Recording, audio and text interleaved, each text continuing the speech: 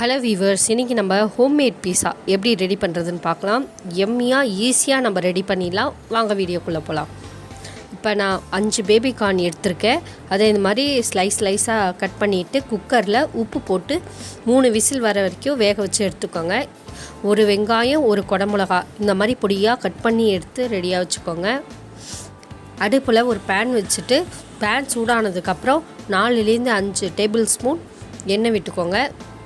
எண்ணெய் நல்லா சூடாகணும். எண்ணெய் நல்லா சூடானதுக்கப்புறம் வெங்காயம் சாப் பண்ணி வச்சுருந்த வெங்காயம் ஆட் பண்ணிவிட்டு இதை நல்லா 3 நிமிஷம் போல் பச்சை வாடை போகிற அளவுக்கு வதக்கிக்கோங்க வெங்காயத்தை.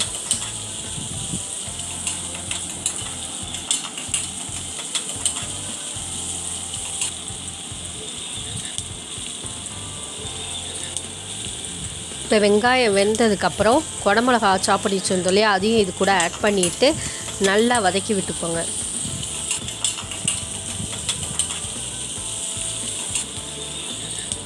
இது தேவையான அளவுக்கு காரப்பொடி அரை ஸ்பூன் தான் நான் போட்டிருக்கேன், ரொம்ப போட்டுறாதீங்க. இப்போ வேக வச்சுருந்த பேபிகார்னு இது கூட ஆட் பண்ணிவிட்டு உப்பு சேர்த்துக்கோங்க. நான் ஏற்கனவே பேபிகார்னை போட்டிருந்ததுனால இது கூட கொஞ்சமாக சேர்த்துருக்கேன். நல்லா ஃப்ரை பண்ணிக்கோங்க.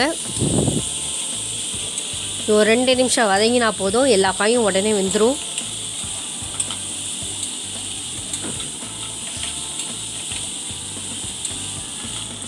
இப்போ இதை ஒரு பவுலுக்கு மாற்றிட்டு நம்ம பீஸா ரெடி பண்ணிடலாம். இந்த மாதிரி அகலமான ஒரு பேன் எடுத்துக்கோங்க. இதில் நான் 1 ஸ்பூன் பட்டர் சேர்த்துருக்கேன். இது ஆட்டோமேட்டிக்காக அந்த ஹீட்லேயே மெல்ட் ஆகும் பாருங்கள். அந்த மாதிரி மெல்ட் ஆகும்போது இந்த மாதிரி ரோல் பண்ணி விடும்போது ஃபுல்லாக அப்ளை ஆகும். நீங்கள் கை வச்சு அப்ளை பண்ணாமல் இந்த மாதிரி அப்ளை பண்ணிக்கோங்க பட்டரை. இப்போ ஃபுல்லாக அப்ளை பண்ணதுக்கப்புறம் அடுப்பை ஆஃப் பண்ணிவிட்டு பீஸா பேஸை வச்சுட்டு இது கூட பீஸா சாஸுன்னு கடையில் ரெடிமேடாக விற்கும். அதை நான் ஒரு 1.5 ஸ்பூன் சேர்த்துருக்கேன். இது ஃபுல்லாக அப்ளை பண்ணிவிடுவோம் பீஸா கவர் பண்ணுற அளவுக்கு. வேணும்னா நீங்கள் 2 ஸ்பூன் கூட சேர்த்துக்கலாம். நான் ரொம்ப காரம் வேண்டான்னு 1.5 ஸ்பூன் சேர்த்துருக்கேன். இது கூட சீஸ் நான் பொடி பண்ணி போடுறேன். நீங்கள் துருவியும் போட்டுக்கலாம், அது உங்கள் ஆப்ஷன் தான். சீஸு ஃபுல்லாக நிறையா போட்டுக்கோங்க, ஒரு 2 ஷீட் போல். அப்புறம் நம்ம வதக்கி வச்சுருந்த காயை ஃபுல்லாக ஸ்ப்ரெட் பண்ணி விட்டுக்கோங்க, பீஸா ஃபுல்லாக கவர் ஆகிற மாதிரி. பீஸா பேஸும் ரெடிமேடில் கிடைக்கிது. இப்போ அப்ளை பண்ணிவிட்டு அடுப்பை ஆன் பண்ணி மீடியம் ஃப்ளேமில் வச்சுட்டு 2 ஸ்பூன் எண்ணெயை நம்ம சுற்றி விட்டுக்கலாம்.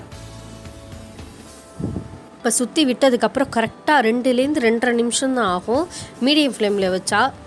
கரெக்டாக இப்போ ரெடி ஆகிடுச்சு. நம்ம திருப்பி போட்டுடலாம், உடனே ரெடி ஆகிடும். இது ரொம்ப ஈஸியான வேலை.